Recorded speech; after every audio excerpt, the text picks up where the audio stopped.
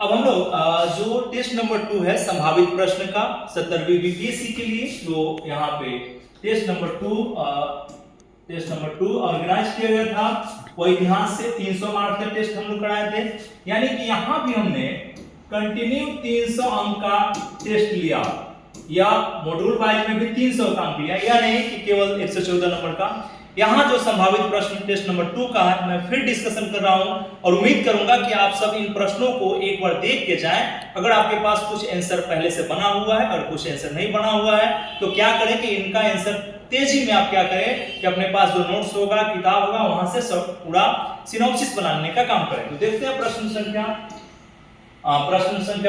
2 को देखते हैं। टेस्ट संख्या 2 का यहां भी शॉर्ट क्वेश्चन है। पहला शॉर्ट क्वेश्चन होगा 38 नंबर में 8 8 8 और 7 मिलके यहां पर भी। तो पहला प्रश्न है महात्मा गांधी और भारतीय राष्ट्रीय आंदोलन। महात्मा गांधी और भारतीय राष्ट्रीय आंदोलन, यह प्रश्न है। दूसरा शॉर्ट नोट्स में आपको लिखना है जवाहरलाल नेहरू आधुनिक भारत के निर्माता थे, अपना मत प्रकट करें।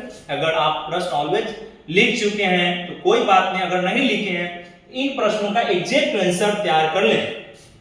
तीसरा है संथाल विद्रोह को ब्रिटिश सत्ता ने दमन कर दिया। कह रहा है कि संथाल विद्रोह को ब्रिटिश सत्ता ने दमन कर दिया, कमेंट करने के लिए कह रहा है, यह भी आपको ध्यान रखना है।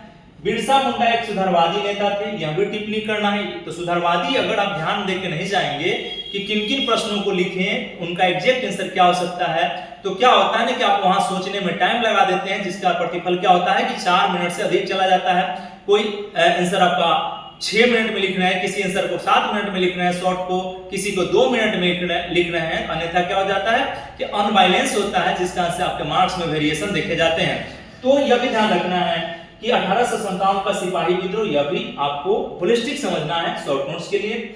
अगला जो प्रश्न है लॉन्ग प्रश्न है हमारा। दूसरा नंबर जो प्रश्न है, भारत के सामाजिक तथा सांस्कृतिक जीवन में रविन्द्रनाथ टैगोर के योगदानों का स्पष्ट विवरण दीजिए। स्पष्ट इनका क्या योगदान है भारतीय संस्कृति और समाज में। रविन्द्रनाथ टैगोर के बारे में प्रश्न हमने सेट किया। नेक्स्ट प्रश्न था संथाल, ये सीधा प्रश्न होते हैं, संथाल विद्रोह के कारण और परिणामों के साथ असफल होने के मुख्य तथ्यों का परीक्षण करें। देखिए यहाँ एक शब्द है एग्जामिन करना, इसका जरूर ख्याल होना चाहिए, कुछल्ले शब्द का जरूर ख्याल होना चाहिए और उसी के अकॉर्डिंग टू आंसर आपको लिखना चाहिए। नेक्स्ट प्रश्न है 3 का लॉन्ग में राम मनोहर लोहिया, जयप्रकाश नारायण और राजेंद्र प्रसाद के भारतीय राष्ट्रीय आंदोलन में योगदानों को उदाहरण के साथ वर्णन करें। यह 30 पर्सनालिटी को अगर आप तैयार कर लेते हैं, यहां से प्रश्न अगर पूछे जाएंगे तो आप आसानी से लिखने में सक्षम हो जाएंगे। यह भी प्रश्न आपको देख के जाना चाहिए। नेक्स्ट प्रश्न है बिहार में चले 1857 के सिपाही विद्रोह, कारणों, परिणामों, असफलता के मूल बिंदुओं को रेखांकित करें, हाईलाइट करें। अब देखिए यहाँ इस प्रश्न में क्या होता है कि अधिकांशतः विद्यार्थी भारत के कारणों को लिखते हैं। यहाँ पे पूछ रहा है बिहार में चले, तो आपको ध्यान रखना है कि बिहार के कारणों पर अधिक से अधिक बल देना चाहिए। हाँ, भारत से आप लिंक करें लेकिन भारत का कारण नहीं लिखें। यहाँ मूल कारण बिहार के कारणों पर चर्चा करना चाहिए। फिर हमने दूसरा खंड 2 का चौथा प्रश्न जो शॉर्ट है, इसके भी देख के चलना चाहिए था। रविन्द्रनाथ टैगोर की अंतरराष्ट्रीयतावाद, यहाँ पे शॉर्ट नोट तैयार कर लें। चंपारण सत्याग्रह का महत्व, यह भी आपको तैयार कर लेना चाहिए था। महत्व तो केवल महत्व में चंपारण, इसको लिखना कैसे है, चंपारण सत्याग्रह एक अच्छी भूमिका लिखना है। भूमिका लिखने के बाद गांधी को जगह देना है। गांधी के जगह के साथ डायरेक्ट आपको क्या करना है एक लाइन में कि आंदोलन की शुरुआत हुई, शुरुआत और समाप्ति, समाप्ति और समाप्ति के साथ इसका महत्व यह लिंक हो जाएगा। और महत्व में आप जितना अधिक से अधिक पॉइंट डालेंगे, 5 के जगह 7-8 पॉइंट डाल देते हैं तो आपका उत्तर ज्यादा बेहतर होगा, न कि चंपारण सत्याग्रह के कारण और परिणाम लिखने लगते हैं। पूछ रहा है इंपॉर्टेंस और स्टूडेंट लिख देते हैं कारण और परिणाम। इसका नतीजा क्या होता है कि एग्जामिनर को लगता है कि इनको सही घटना या सही कार्यक्रम की पता नहीं होती है। तो इस प्रश्न को भी देख के चलें। फिर से बिरसा मुंडा का आंदोलन एक शॉर्ट प्रश्न था। रविन्द्रनाथ टैगोर का मानवतावाद, देखिए यहाँ अंतरराष्ट्रीयतावाद है, यहाँ क्या है मानवतावाद है। लॉन्ग में हमने कहा कि रविन्द्रनाथ टैगोर के बारे में कि सामाजिक और सांस्कृतिक मूल्यों पर उनका क्या योगदान रहा, यह भी, या रविन्द्रनाथ टैगोर का राष्ट्रीय आंदोलन में क्या भूमिका रहा, यह भी प्रश्न पूछे जा सकते हैं। भारत छोड़ो आंदोलन, इसका भी शॉर्ट नोट्स एग्जैक्ट पॉइंट तैयार करके रखें। यहां तक हमने कहा कि खंड सी में, खंड बी में चौथा नंबर प्रश्न हम लोग देखे हैं। पांचवा नंबर प्रश्न को देखा जाए, चुना रविन्द्रनाथ टैगोर जी से है कि रविन्द्रनाथ टैगोर का धर्म, सामाजिक व्यवस्था, ग्रामीण पुनर्निर्माण, शिक्षा व्यवस्था पर दिए गए विचारों को स्पष्ट करिए। देखिए इसके साथ साथ हमने कई सारे प्रश्न कि उनके धर्म पे भी हो सकता है, सामाजिक व्यवस्था पर भी प्रश्न पूछे जा सकते हैं, ग्रामीण पुनर्निर्माण या शिक्षा की व्यवस्था पर उन्होंने जो दर्शन दिया है, जो विचार दिया है, उस पर आपका सभी का 5-5 पॉइंट अगर तैयार होगा, एग्जैक्ट बात अगर आप लिखते हैं तो 114 नंबर का जो परीक्षा आप देंगे, अच्छा मार्किंग उसमें किया जाएगा। यहाँ आपको ध्यान रखने की आवश्यकता है। फिर हमने नेक्स्ट प्रश्न 9 में 1857 का गदर, सिपाहियों के गदर से कहीं अधिक, क्योंकि 1857 के सिपाही विद्रोह के स्वरूप पर प्रश्न पूछे गए हैं, से अधिक तथा राष्ट्रीय विद्रोह से कम था। इस कथन को ध्यान में रखकर अपना पक्ष रखें। इसके स्वरूप पर प्रश्न है, इसके नेचर पर प्रश्न पूछे गए हैं, तो स्वरूप पर आप क्या करें कि जितने भी इतिहासकार का थॉट है या आपको एसएन सेन साहब जो सरकारी इतिहासकार थे उन्हीं का स्टेटमेंट है, तो आखिर ऐसा क्यों कहा गया, इसका एग्जैक्ट आंसर तैयार कर लेना चाहिए। नेक्स्ट, भारत छोड़ो आंदोलन के कारणों और परिणामों का परीक्षण करें। यहाँ पे कह रहा है कारण और परिणाम को क्या करना है, परीक्षण करें। यह भी प्रश्न का सिनॉप्सिस तैयार कर लें। लास्ट आपको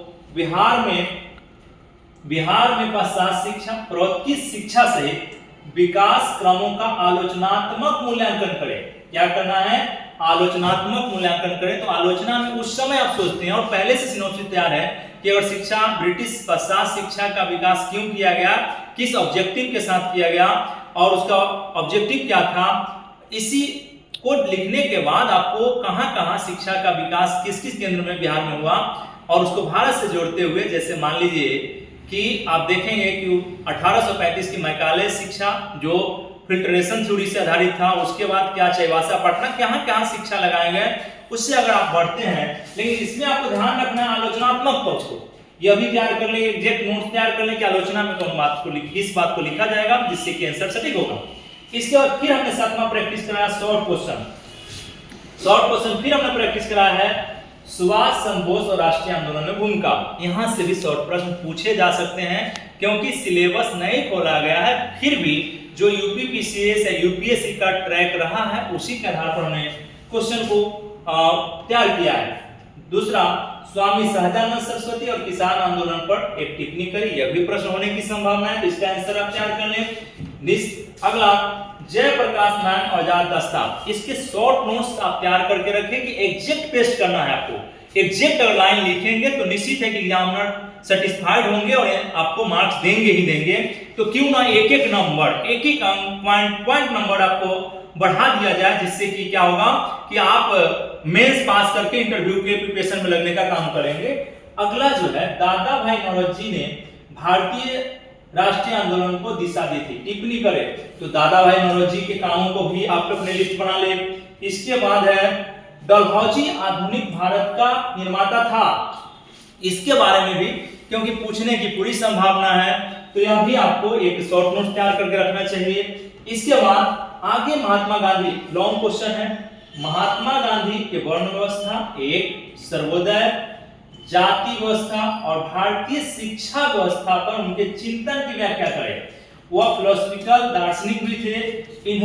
इन सारे सब्जेक्ट पर गांधी ने क्या-क्या कहा है, इसका एग्जैक्ट पॉइंट लिख के रख लेना चाहिए। अगर बात है तो जाके पेस्ट कर दे। इतिहास वाले सेगमेंट में केवल अच्छा भूमिका होना चाहिए, इंट्रोडक्शन पार्ट अच्छा होना चाहिए, निष्कर्ष पार्ट आपका अच्छा होना चाहिए और एग्जैक्ट लाइन लिखा होना चाहिए। एग्जैक्ट लाइन केवल बात बनाने से नंबर नहीं मिलता है। यह भी प्रश्न का सिनॉप्सिस तैयार करें। लास्ट है, बिरसा आंदोलन की विशेषताओं, उद्देश्यों और स्वरूपों, नेचर भी कहा है, ऑब्जेक्टिव पूछ रहा है, को स्पष्ट करते हुए परिणाम, 4 शब्द। देखिए तो उद्देश्य का अलग नोट्स रखिए, शॉर्ट में 5 पॉइंट, स्वरूप के लिए 5 पॉइंट और परिणाम के लिए 5 पॉइंट।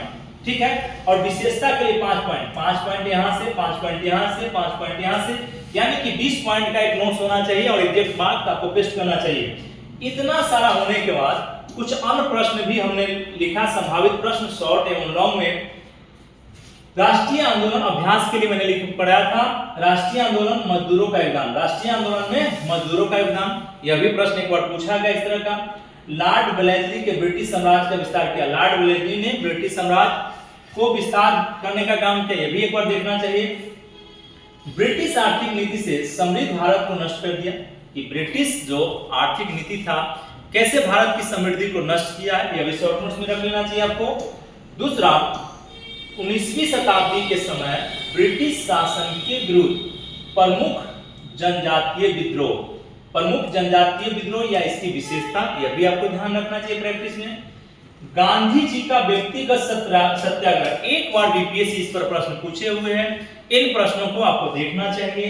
लास्ट, राष्ट्रीय आंदोलन में नौसैनिक विद्रोह, यह भी ध्यान रख लेना चाहिए। और लास्ट प्रश्न है सोशल रिफॉर्म में अभी तक प्रश्न नहीं पूछेगा लेकिन पूछे जाने की पूरी संभावना होती है।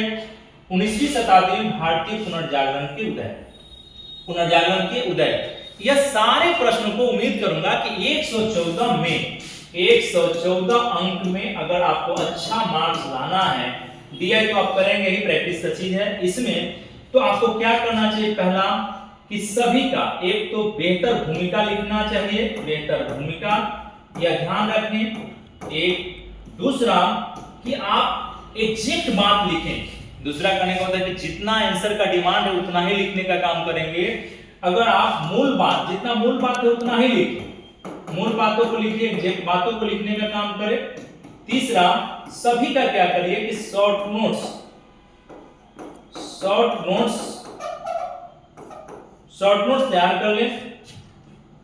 तैयार कर ले और उसी को रिवीजन करते रहे। तो यहां से ये बात लिखते हैं तो 114 अंक मिलना तय। तो उम्मीद करूंगा कि जितने सारे प्रश्नों को मैंने पढ़ा है वो संभावित प्रश्न है। आप तेजी में अगर आप पहले से कर चुके हैं, कुछ प्रश्न अगर छूटा हुआ है तो इस प्रश्न चार्ट को देखें और देख कर क्या करें कि आप अपने तर्कस में इसको तैयार कर ले और जाके वहां क्या करना है, 114 में अच्छा खासा मार्क्स लाना चाहिए। 60% इसमें मार्क्स अगर लाते हैं तो बहुत अच्छा माना जाएगा, कोई दिक्कत नहीं है। तो यहाँ तक टेस्ट नंबर 1 और टेस्ट नंबर 2 जो इतिहास सेगमेंट था उसके सारे संभावित प्रश्नों का डिस्कशन, केवल मैंने प्रश्नों का डिस्कशन किया है। कल फिर मैं आपको इसके बाद आईआर सेगमेंट जो करेंट अफेयर्स वाला सेगमेंट है मैं उसका करा दूंगा।